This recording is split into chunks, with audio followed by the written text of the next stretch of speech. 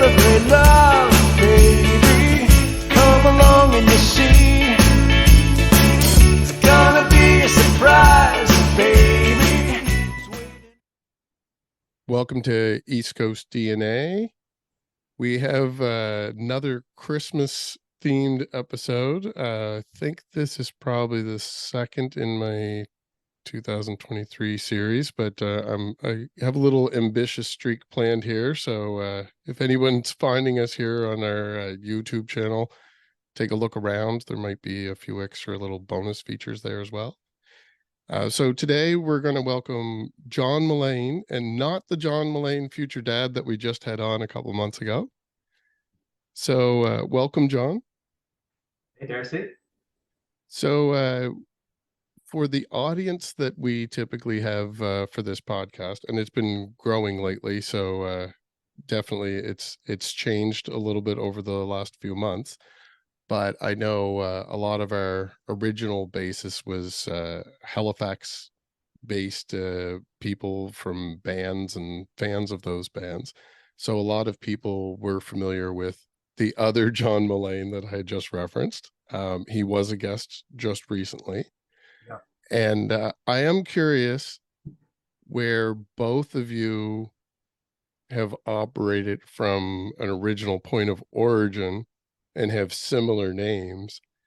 How often, and I did have a small off recording conversation with the other Jon Mullane around the same topic, but how often does that run into a problem where you're marketing in the same area?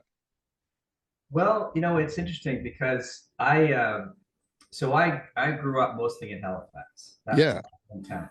And I was playing in cover bands for a long time ago, all the time. And I released my first album back in the 90s under moniker Jonathan M. And but my name was always Jon Mullane. And then a few years after that, I met with a manager and she said, well, maybe it's time to go back to your real name, Jon Mullane. And I did that. So I took that advice and said, fans will connect with a name more than a moniker per se. And I agree with that. So by that time, the other Jon Mullane had moved into Halifax. He's from New Brunswick. Yes. So I basically did not have this. If it's an issue, I didn't have that issue until he moved in here, and then it started the comparison. But the difference, a big difference, was he was in a band and I was Yes. soloist. So it was pretty decipherable. And I kept the H out of my name. I shortened Jonathan just to John, Jon. So, and that wasn't because of that. That was because it was just still a little bit of the Jonathan M there. So people would kind of maybe know it was me, because it was a major shift, because all my promo had been, everything I've done had been under Jonathan M. Sure. So, so yeah, at first there was some confusion, and I'd say that happened for a few years. However, I moved to the U.S. in 2013 or so. So then it wasn't even ever an issue. Then when I returned around the pandemic, and I don't live in Halifax, and I live in the shore in Mahone Bay, it's not coming up at all anymore. So. And I don't know. That's the long and short story of it. Well, and I mean, there's a couple points there that I kind of wanted to go a little bit deeper on, I guess. Yeah. So one of them, just the more relatable part to that topic for myself, where I ran into it, like where I'm looking all the time, I was aware that there was two Jon Mullanes out there. I got to know the future dad version, the in-flight safety. I got to know him more recently. Now with yourself, you would have also been known in a different way out there because of your placement in, and actually it's not exclusively to, but since this is kind of a holiday themed episode and you were doing a holiday themed tour, a lot of Christmas movies and the holiday themed Christmas TV movies that people know all the time, you have placement in some of those. So people are probably aware of a lot of your songs and maybe don't even know your name necessarily related to those songs because they know them from some of their favorite TV moments for Christmas themes. And maybe if you want to give a little bit of a better background into your experience where you moved into the States and started having placement in TV and movies, because that is a different career path than the typical singer songwriter staying in Halifax. And we've had a couple people in that boat, but I'm Yeah. really interested specifically for you how you navigated into that and how that transitions back into what you're doing now with this Christmas tour. Yeah, well, that's a really, I'm really glad you brought all of that up. So my placements actually go back quite a bit before the Christmas thing, and it was really, my feeling was it was I guess around 2007, 2000, yeah, somewhere in that area. The thing for artists was like, well, it's getting harder and harder to make money in the music business, and that was back then, 15 Mhm. years ago, whatever. And it's like, okay, well, you know, how can we kind of get music out and have people listen and connect with it, and still, you know, be able to make a living? So placements was a big thing, and I started really looking into that and connecting with people in Los Angeles and all over the place in the U.S. and in Canada, just through simply phone calls, and that led to the film industry was bringing music supervisors in to meet with music artists early in the game in those days. That was great.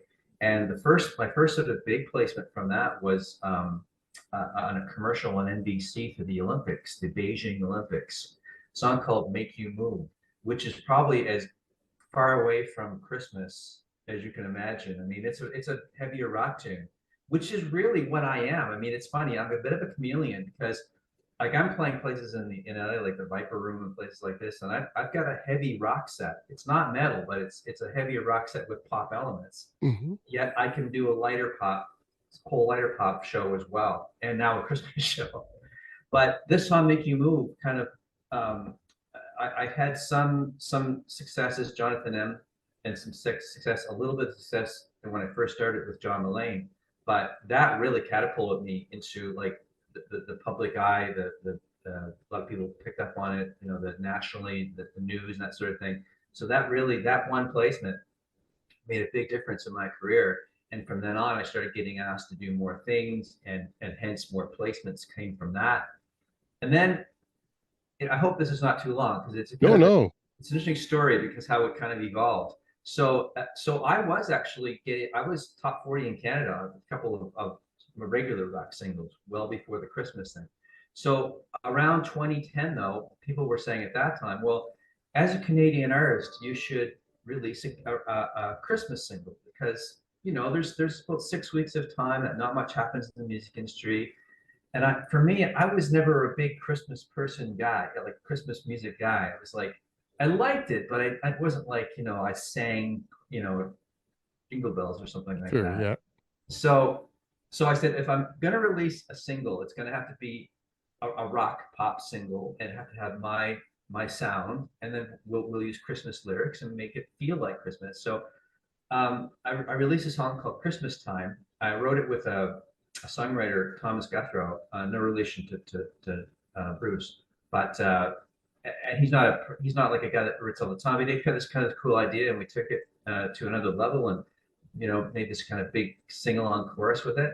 And I'll tell you, that song, even to this day, some of these placements you're talking about is played extensively across the country. Mhm. It reached number 20 in Canada, the second or third year of its release. I was number one. I was number one in Kitchener on a station called Chime FM over Michael Bublé, Celine Dion. I was getting more spins than any of these with Christmas Time. So that the first few years, that was kind of my Christmas thing. Mhm. Then when I moved to the US, I met up ironically with another Canadian artist named, her name was Michelle Carter, and she was working with a manager I was working with. She's living in Los Angeles. She's from Kelowna. I'm from Halifax. I'm working with the Gibson people, the Gibson guitar people, a little bit through some sponsorships. We're in the middle of July. We're writing another Christmas song together. Two Canadians in July at the Gibson showroom, writers' rooms, in the middle of July in Los Angeles. I think the irony of that is so cool. Yeah. So anyway, so I decided we'll do another single. Michelle and I put that out as a duet. Had some moderate success. It got placed in a bunch of things like it went into Costco or Target, and it was playing all the time in those stores. So these Christmas songs have their way of getting into some things that maybe other songs would have a harder time doing because they're so specific. So while I was in the US, I was writing, touring, playing mostly rock shows. I wasn't really doing any Christmas. The placements for the Christmas songs came a little bit later. Christmas Time, which was released in 2010, was placed in a Netflix movie called Christmas Inheritance in 2018. It's 8 years after it was released. Yeah. But that's the cool thing about Christmas songs. If you have a song that's like, it's not dated production wise, if it's a classic sound, it can go for a long, long time. And I said, well, it's kind of nice to maybe have a new Christmas classic. And Christmas Time is kind of edged its way into that, where you refer to like people knowing your name, knowing a song, but maybe not knowing your name. And that's pretty common in this industry. And I definitely have that on me. I own that, not for just my Christmas songs, but my regular songs too, because they've been played in a lot of places, but they may not know that the artist. So a couple of years ago, I started writing with an artist, a songwriter named Jim Geltzer in Toronto. He's in Toronto. I was here, and that was sort of just before the pandemic. He was working on a movie, placed Christmas Time in that movie.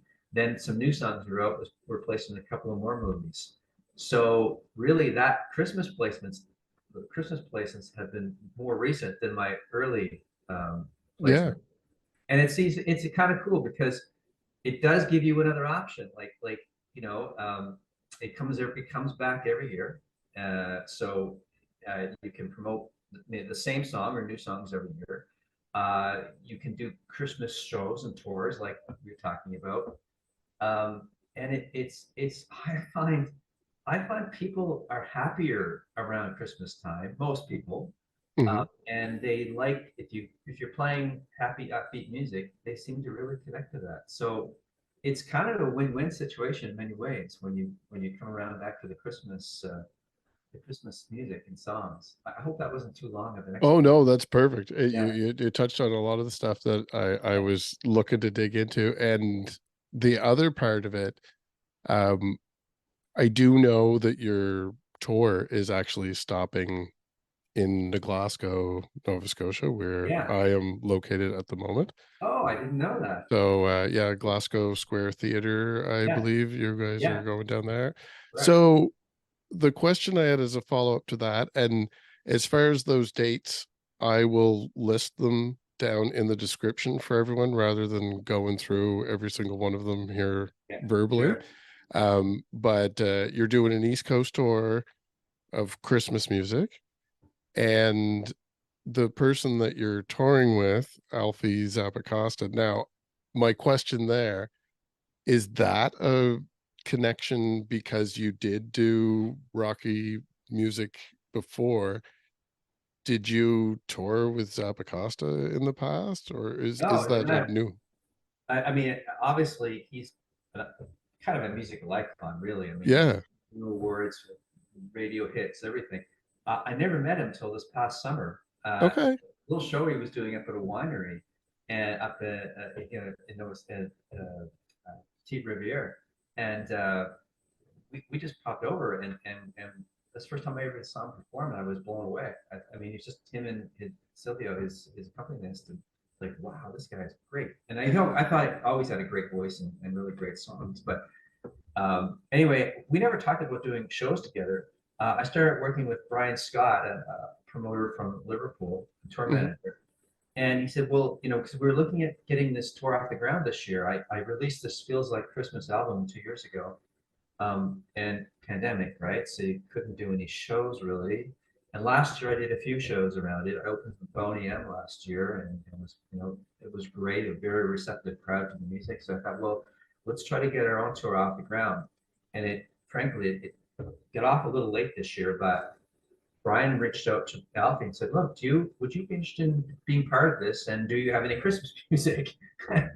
The answer was yes, I'm interested in being involved. I have a lot of Christmas songs that I've written that I've never recorded or performed, so I could maybe do a couple of those.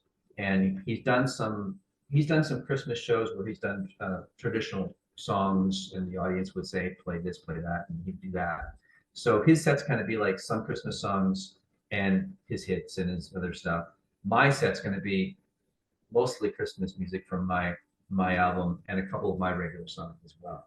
So it's kind of a nice mix, and I'm looking forward to working with him. And say he's an icon, and I respect very much what he does, and just a great voice. And my audience, like his audience, is demographic. They say it's a little older. Mine is more varied. I'm Hmm. older, but younger too. So I think it's going to be a good mix, and we're going to involve some local choirs too at the end of the show. So Oh, that's each exciting.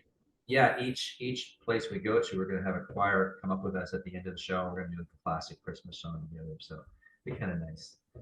Oh, that's an awesome little treat, especially for like a lot of episodes. We talk to people that are trying to build their careers out of a small town, or even if you move to your central city of your province, you still have all those strong small town ties. So that Totally, that little bonus in each little community is a cool way of getting the community to feel involved in the performance as well. for sure. Yes. Yeah, that's exciting. So, is there anything that you have out this year for new releases with your music that you would like to plug before we get into Shameless maybe a promotion. little treat of listening to some of it? Well, I guess my most recent release was this summer. In June, I released an EP called California. And I lived mostly in California when I was there in the States. So the songs on California are all about, I wrote there, they're produced it there, or whatever. There's 4 songs on this EP, and it's all California Connection, hence that's the name. 3 of them were kind of released as singles, very like under the like just under the radar a little bit, like over the pandemic. I didn't do a lot of promotion on them, so I included those in a new song called "The Sun in the Summertime." And kind of, it's authentic because it's like something I really do. Like I really got into the Christmas thing once I started, writing them. And this is the same thing with this summer song. Growing up, I loved the Beach Boys and Jan and Dean Hmm. and all that stuff. Now, my regular music doesn't reflect that. Maybe melodically it does, like a melody is important for me, but the sound I never tried to copy. But I always wanted to write a summer song because um, like there's always a song of the summer, when we're growing up, and I found that hasn't happened in the last little while, partially because of the how the music business is fractionalized, and it's become something different than we were used to. But I just said, well, I'm going to write this song. It's time. I think maybe it's time to write a upbeat, happy, fun Christmas song. So we took a lot of influences from the Beach Boys, from those other acts, and made this kind of modern sounding classic summer song. And that's called "The Sun in the Summertime," and it's on this EP. But I'll tell you, it was probably the worst summer of all to release a fun, happy song about the sun in the summer because the weather was the worst Yeah, everywhere. that's true.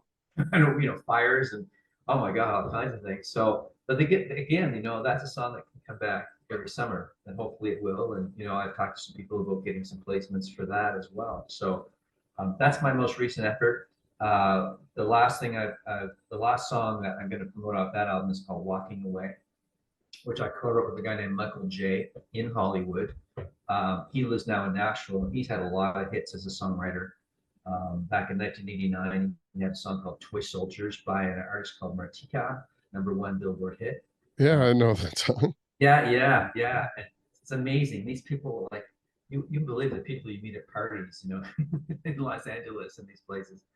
And it's like, he's a great songwriter. So we wrote the song a few years ago. It was included in the EP, and we just did a lyric video for it. So I'm going to put that out in January. And then I think, I feel like it's like to do a whole album is tough these days. I mean, I don't think people have as much of attention span to listen to a whole album unless it's a very specific type of band or artist. So it's kind of a singles game right now. So my next original project will probably be a single, perhaps in the spring, and some more shows. So that's sort of what's coming up after Christmas. But you have to wait and see what our spring season's going to be like before you get too much into the lyrics. It was funny that you mentioned that as far as the timing of the summer theme, when we didn't really have one of the greatest summers as far as sunshine. When we had the fires, another artist that we've had on here had a single out about fire. And I was like, that's unfortunate timing. I mean, it worked out okay for him anyway. He had a follow-up and it worked out, but yeah, it's been interesting times these last couple of years. It really has. We're in a really good position now, though. I think it's especially like this podcast started as things kind of reopening and music kind of a rebirth in the area, because a lot of it had kind of disappeared for a while, especially live performances. Yeah. But we're at the point now that, well, like these performances playing behind me are things that I've captured myself over the last year and a half. There's performances 3 or 4 nights a week here in Pictou County, and like we're 2 hours outside of Halifax. We're not a huge central area, so it's really exciting. And just biased as far as that list, you are coming to Glasgow. So which date is that? I know it's next week. That's Friday the 24th. Perfect. Okay. Yeah. So I know that there's some promotions going on locally here as well to get a few people out there. So hopefully there's still tickets available. I know it's an early Christmas show here, but you can see the stores are getting ready. The Black Friday sales are right around the corner, and East Coast DNA is 2 episodes deep into holiday theme. So thanks again for joining us, Jon. I'm excited to get down and catch that performance as well. Anyone that does happen to be listening to this on the day of release, there is also a Christmas show in Glasgow today. I've mentioned that before. Crash Test Dummies and Carlton Stone are here in town. So everybody get into the holiday spirit, get your tickets, both shows. Nice way to bookend your week. And we can worry about our Christmas shopping later. Maybe we can buy some merchandise or some albums from some of these artists that we're all going out to see. And Jon, before we wrap up the episode, is there a specific song that you would like us to play out with to give people a taste of what Jon Mullane has to offer? Well, should we do Christmas or should we do a regular song? I'm wondering, do one of your summer ones have a music video that we could tag at the end? Yeah, in fact, we shot it in Bayswater Beach during the fires, believe it or not. Perfect. It's a really good video. We'll tag that at the end and play out with a Christmas song. Okay, perfect. Is there a specific Christmas one that you would like to highlight? Well, since it Feels Like Christmas tour, the single is Feels Like Christmas. Kind of, a retro kind of sound to that. Yep. So let's go with that. Perfect. Yeah. Thanks again. And hopefully lots of people get out to see you there next week. And if I get a chance to get in a little bit early, I'll stop by and say hi. Please do. We'd really like to do that. Great. Thanks again. Thank you, Darcy.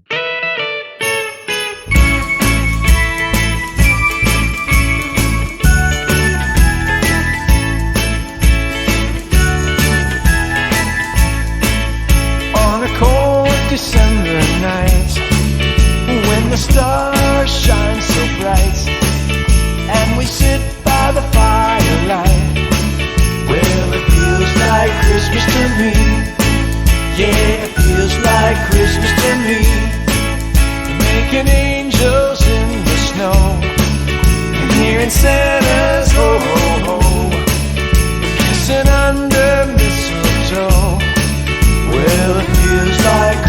to me. Yeah, it feels like Christmas to me.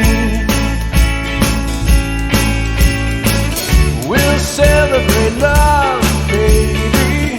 Come along and you'll see. It's gonna be a surprise, baby. It's waiting underneath the Christmas tree. I'm gonna jingle all the way on a one-horse open sleigh and have a merry holiday.